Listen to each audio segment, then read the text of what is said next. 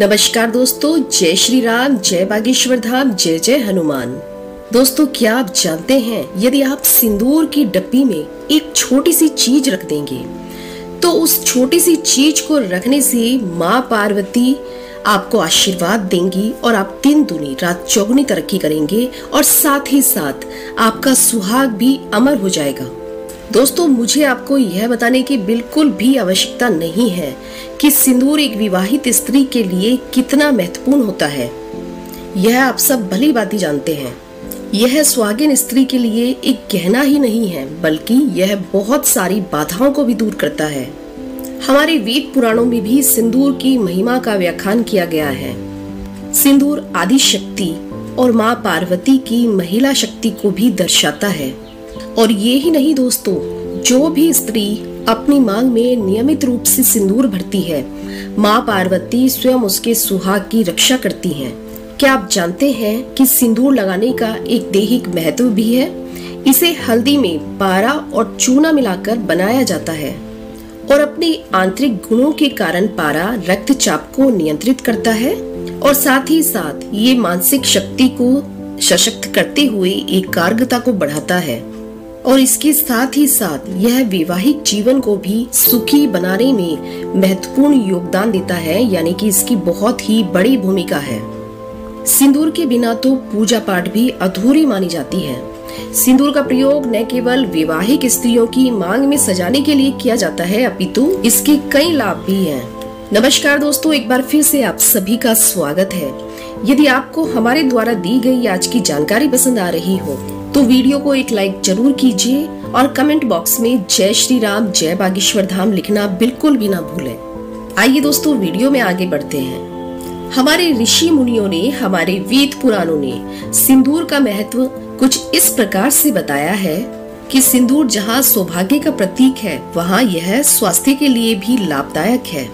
शरीर रचना के अनुसार महिला की मांग का वह स्थान जहाँ पर कि सिंदूर लगाया जाता है, वह स्थान बेहद ही कोमल और संवेदनशील होता है। सिंदूर में रहने वाला पारा सर को ठंडा कर देता है और सिंदूर लगाने से महिला की खूबसूरती में चार चांद भी लग जाते हैं। उनके चेहरे पर एक तेज दिखाई देता है जो उनके रूप को प्रभावशाली बना देता है। दोस्तों, गुरुजी के अनुसार सिंदूर लगाने के भी कई नियम होते हैं जिनका पालन करना अनिवार्य है। यदि कोई भी महिला सिंदूर लगाते समय इन नियमों का पालन नहीं करेंगी तो उनके पति को स्वास्थ्य संबंधी परेशानी झेलनी पड़ सकती है, धन का अभाव हो सकता है और इन नियमों को ध्यान न रखने से घर में कई तरह की परेशानियां आ जाती हैं। सिंदूर लगाते समय की गई गलतियों की वजह से घर में दुख और दरिद्रता तो आता ही आता है। साथ ही साथ ऐसी महिला का अपने पति से वियोग भी हो जाता है। इसलिए आप सिंदूर लगाते समय कभी भी ये गलतियां ना करें, हमेशा ये गलतियां करने से बचें। तो आखिर ये गलतियां कौन सी है, ये जानने के लिए हमारे साथ वीडियो में अंत तक जरूर बने रहिएगा। दोस्तों, आजकल के इस आधुनिक युग में सबकी सोच बदलती जा रही है। जहाँ कुछ महिलाएं तो सिंदूर लगाना बहुत ही महत्वपूर्ण समझती हैं, वहीं कुछ महिलाएं बिल्कुल इसके विपरीत हैं। वो समझती हैं कि किसी भी रिश्ते को मजबूत बनाने के लिए सिंदूर लगाना बिल्कुल भी आवश्यक नहीं है।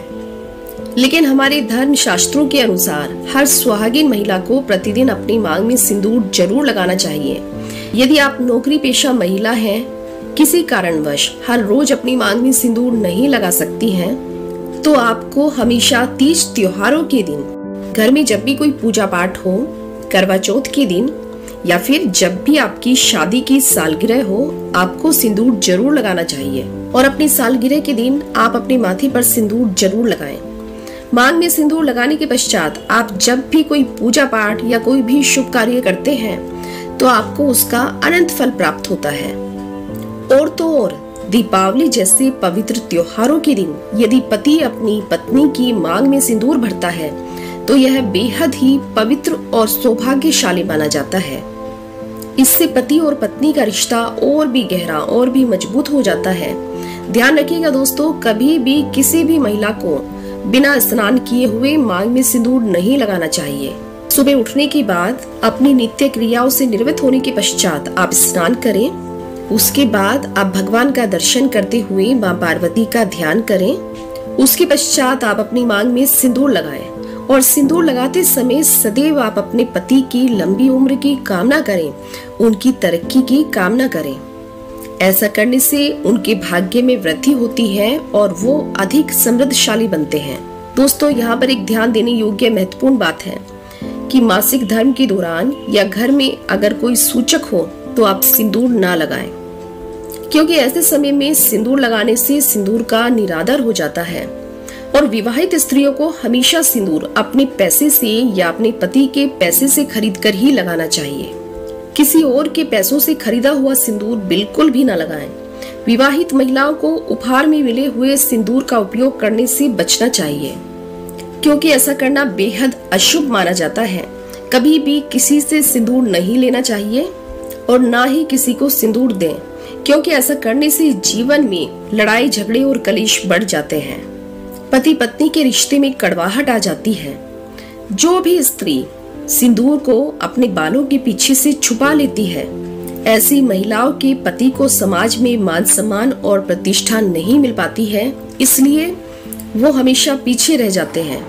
इसलिए सिंदूर हमेशा लंबा और थोड़ा सा माथे की तरफ से ले जाते हुए लगाएं। इससे आपके पति का भाग्य चमकेगा। अनजान स्त्री से, जैसे कभी ब्यूटी पार्लर में कर्मचारी आपकी मांग में सिंदूर लगा देती है, तो ये अशुभ माना जाता है, क्योंकि आप उस स्त्री के बारे में नहीं जानते हैं। ना तो आप उनके आचरण से अवगत हैं, ना ही उनके व्यवहार के बारे में जानते हैं। और यदि आप किसी ऐसी स्त्री से सिंदूर लगवा लेती हैं कि जिसका आचरण बिल्कुल गलत है, तो आपको घोर संकटों का सामना करना पड़ सकता है। इसलिए सिंदूर आप खुद लगाएं या फिर अपने पति के हाथों से अपनी मांग में लगवाएं। यदि सिंदूर गिर जाता है तो यह बहुत ही हानिकारक माना जाता है। इसलिए हमेशा सिंदूर को संभाल कर रखें और इसे बच्चों की पहुंच से भी दूर रखें।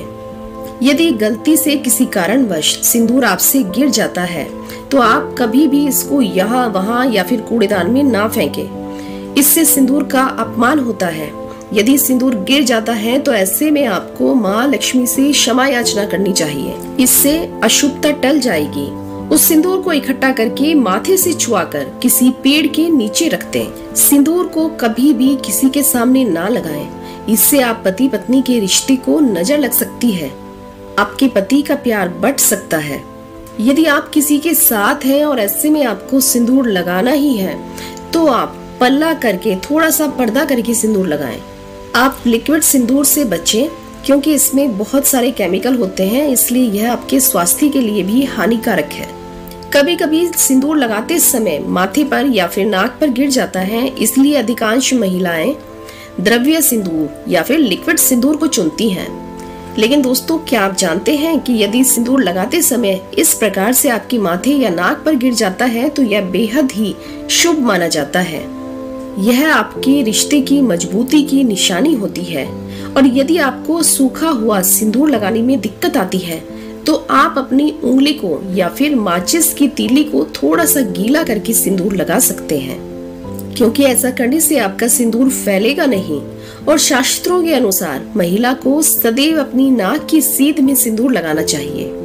कितनी बार ऐसा देखा गया है कि यदि महिलाएं टेढ़ी मांग निकालती हैं तो वहीं पर ही वो सिंदूर लगा देती हैं, लेकिन ऐसा करना बेहद ही अशुभ माना जाता है।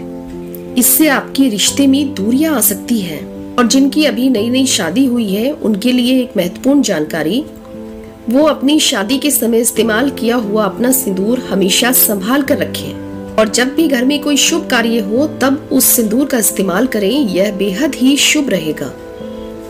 और दोस्तों, यदि सूर्य और मंगल आपके लिए मारक ग्रह हैं और उनकी महादशा या फिर अंतर्दशा चल रही है, तो आप थोड़ा सा सिंदूर लेकर उसे बहते हुए जल में प्रवाहित करें। ऐसा करने से आपकी कुंडली में जो भी महादशा चल रही है वह समाप्त हो जाती है और सूर्य तथा मंगल शुभ फल देने लगते हैं।